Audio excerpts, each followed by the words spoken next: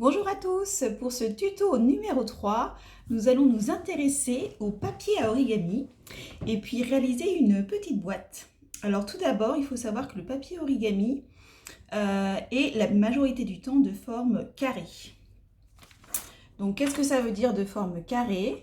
Ça veut dire que tous les côtés de la forme, donc les 4 côtés, ont la même longueur et que les angles sont des angles droits. Alors un angle droit, ça veut dire que c'est un angle qui fait 90 degrés et on peut le vérifier avec un outil qu'on appelle une équerre qui a notamment ce bord à 90 degrés. Donc on peut bien voir que tous les angles de la feuille font bien 90 degrés et que tous les côtés sont identiques.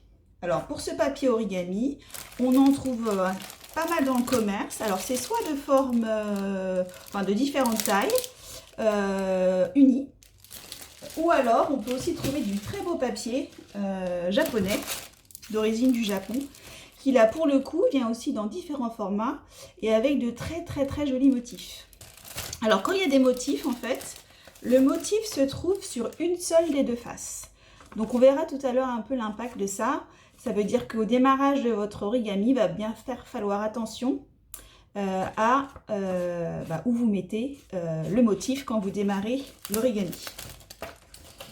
Donc ça c'est bien beau si on a du papier origami sous le coude, mais comment on fait quand on n'en a pas? Alors, 2-3 techniques.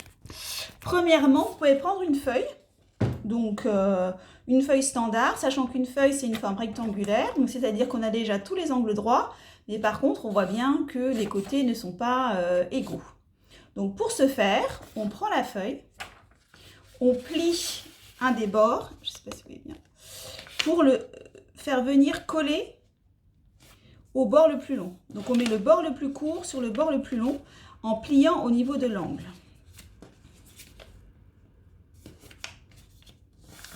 Là, on peut tracer un trait au niveau de la limite de la feuille. Et là, on voit bien ensuite que quand on ouvre, on met bien un carré et il ne suffit plus que de couper le bas de la feuille pour avoir un carré. Alors ça, c'est un peu limitatif parce qu'en fait, tout va dépendre de la taille de votre feuille de départ, ce qui veut dire qu'on n'a pas forcément la dimension du carré qu'on veut. Donc si on veut avoir un carré d'une forme, d'une taille bien spécifique, on a l'option suivante. Il suffit de partir de la feuille. Donc on a déjà un des angles qui est un angle droit. Et puis ensuite, de déterminer quelle est la taille du carré qu'on veut. Donc par exemple, moi je veux un carré de 5 cm. Je vais faire un tout petit origami. Donc je mesure 5 cm dans l'un des côtés. On peut faire mesurer les deux côtés. Et là, il va falloir que je fasse des angles droits. Donc pour ce faire, soit vous avez une équerre et vous utilisez l'équerre pour le mettre au niveau du bord pour tracer votre trait. Ou bien si vous n'avez pas d'équerre, pas de problème, vous prenez une autre feuille, parce que les feuilles ont un angle droit, et vous la positionnez, vous en faites votre propre équerre. Et on peut vérifier qu'on a toujours bien 5 cm partout. Alors, si vous n'avez pas de règle, vous pouvez aussi décider de vous servir d'une feuille comme de règle et dire, voilà, moi je veux qu'elle fasse cette taille-là. Et vous reportez la taille sur votre papier. Donc, même si on n'a pas de règle, pas d'équerre, on peut quand même faire une forme carrée assez simplement. Alors, une chose importante, c'est qu'il faut absolument quand même faire un assez beau carré. Parce qu'on verra au fur et à mesure que dans le pliage, si votre carré n'est pas un vrai carré, et vous allez avoir beaucoup de mal à plier le papier et votre objet ne sera pas idéal. Donc voilà, donc vous avez soit l'option d'acheter des carrés tout faits, les préparer vous-même avec des feuilles en pliant, en ayant des mesures bien spécifiques. Donc là, honnêtement, tout est possible. Sur des feuilles blanches, des feuilles colorées, que vous pouvez vous-même faire des motifs quand on a vu au tuto numéro 1. Donc voilà pour la feuille. Donc maintenant qu'on sait comment faire un carré, on va voir comment faire notre deuxième objet, qui va être une petite boîte. Et on va voir là l'impact du motif. Donc moi j'ai pris une feuille que j'avais fait toute faite et puis j'ai créé un petit motif pour qu'on voit bien l'impact. Donc dans ce cas-là, on va démarrer avec le motif contre la table. Donc première étape, vous prenez une des pointes que vous repliez sur l'autre pointe, à l'opposé. Donc on peut faire dans ce sens-là aussi. Donc là, on a un triangle avec la face colorée des deux côtés. Ensuite, vous mettez l'ouverture vers vous et vous repliez comme ceci. Donc quand on plie, il faut bien faire attention d'être bien bord à bord si on veut avoir un joli objet final. Donc voilà, on a un triangle plus petit. Là, ce qu'on va faire, c'est au niveau de l'ouverture, on va ouvrir et rabattre en mettant la pointe contre la pointe.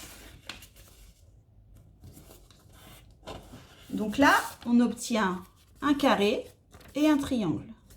Donc on met le carré qu'on a obtenu face contre la table et on prend l'autre pointe et on va faire exactement la même chose en le repliant comme on avait fait de l'autre côté.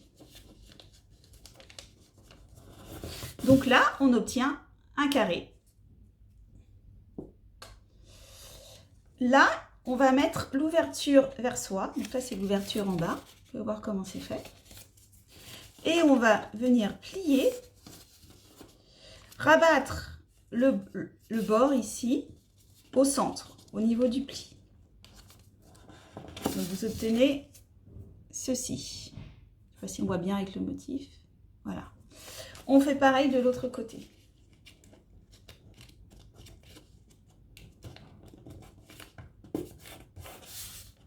Hop. Et là, ce qu'on va faire, c'est on va retourner l'objet, donc mettre ce qu'on vient de faire contre la table et on fait exactement la même manipulation de l'autre côté.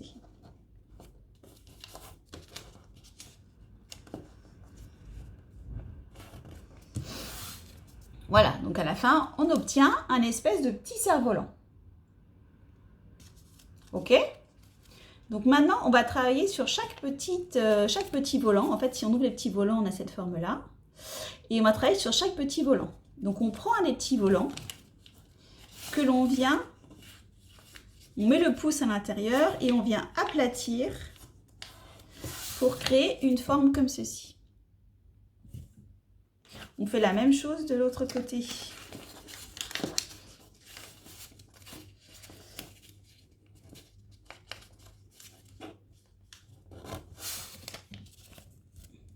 Voilà.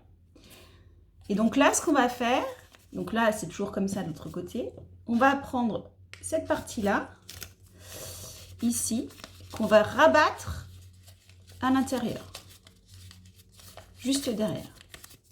Et là, pareil, on a ce petit côté-là qu'on va rabattre ici à l'intérieur.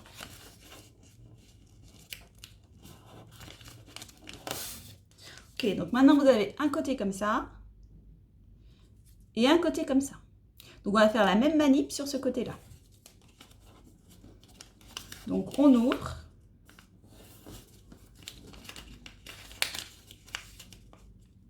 On ouvre. Et on rabat.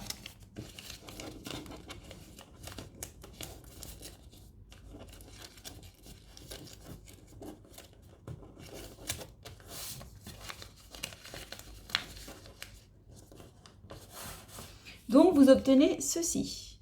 Ça, ça.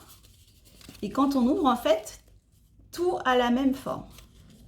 Ça nous fait 4 pans avec chaque fois la même forme. Et là, on va tirer vers le haut et on va essayer d'aplatir cette forme. Donc, il ne faut pas complètement ouvrir le... Alors, le plus simple, c'est d'abord de plier chaque bord. Donc là, ici, on plie. Ça, c'est pour éviter que votre forme ne se défasse à l'ouverture. On plie. On plie. et on plie. Et donc là, on vient ouvrir et on aplatit le fond.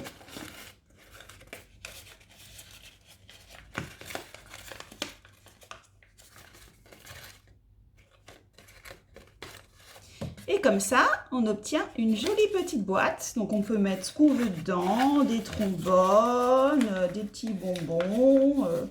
Ça peut servir à ce qu'on veut. Et donc sachant, vous le voyez, qu'en démarrant avec la face imprimée sur la table, ça finit au niveau de la base de la petite boîte.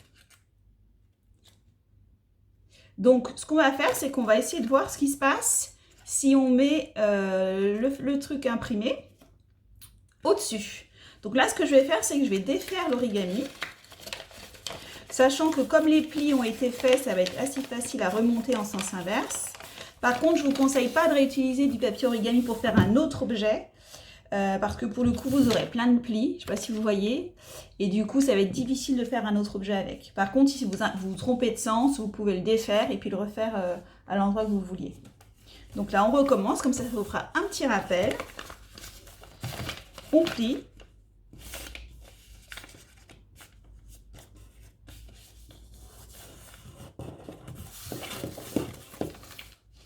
On plie.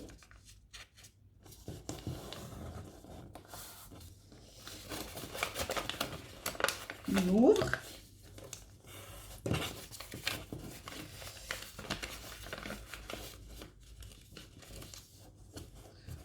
On ouvre.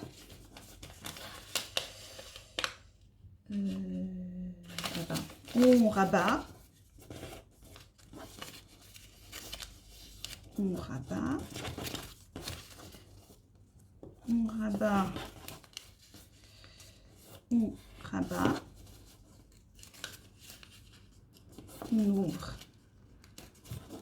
Je ne sais pas si vous voyez bien. J'essaye d'aller vite pour vous montrer le résultat.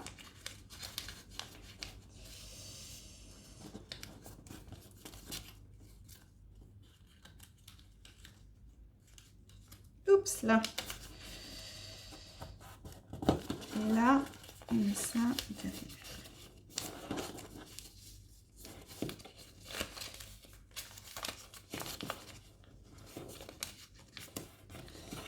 Voilà.